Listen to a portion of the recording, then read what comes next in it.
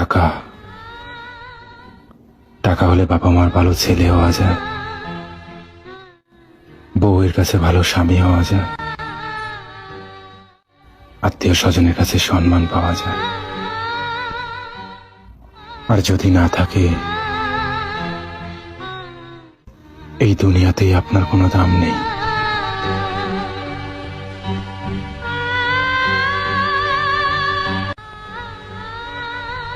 মানুষ যখন হেরে যায়, পড়ে যায় বা কোনো জায়গা থেকে ধাক্কা খায়, তখন না আশেপাশের মানুষজন বা তারে আহ নিচু করার মতন বা তার মনে আঘাত দেওয়ার মতন অনেক মানুষই থাকে, কিন্তু কেউ থাকে না যে তাকে কেউ সাহায্য করবে।